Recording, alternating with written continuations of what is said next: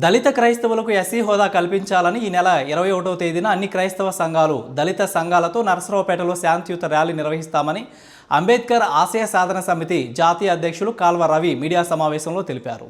Supreme court ఎస్సీలు క్రైస్తవంలోకి మారితే అలాగే చర్చిలకు వెళ్లిన ఎస్సీ సర్టిఫికేట్లను రద్దు చేస్తామని, ఎస్సీ హోదాను రద్దు చేస్తామని ప్రభుత్వం ఇచ్చిన జీవోపై కాల్వ రవి తీవ్రంగా వ్యతిరేకించారు. ఈ దేశంలో ఇప్పుడు ప్రజెంట్ నడుస్తున్నటువంటి ఎస్సీలు చర్చిలకి వెళ్ళిన లేదు, ఎస్సీలు క్రైస్తవ మతాన్ని స్వీకరించిన ఎస్సీ హోదాని రిజర్వేషన్ ఫలాలను రద్దు చేయటం అనే అంశం పైన నడుస్తూ ఉంది. రెండోది, మేము ఒకటి డిమాండ్ చేస్తూ ఉన్నాం, దళిత క్రైస్తవుల్ని ఎస్సీ జాబితాలో చేర్చాలి అనే ఒక డిమాండ్ని మేము తెర మీద తీసుకొస్తున్నాం. ఇది లోతుగా అధ్యయనం చేస్తే క్రైస్తవులు ఎస్సీ హోదాలకు రారని చెప్పని, రిజర్వేషన్ ఫలాలు అనుభవించడానికి హక్కు లేదని చెప్పని 1950 సంవత్సరంలో రాష్ట్రపతి ఒక ఆర్డినెన్స్ ఇవ్వడం జరిగింది. అయితే ఎస్సీ హోదాని ఎవరు అనుభవించాలి అనే ఒక అంశం పైన హిందువులు అనబడేటువంటి ఎస్సీలు మాత్రమే దీనికి అర్హులు అని చెప్పని ఆ రోజు ప్రకటించడం జరిగింది.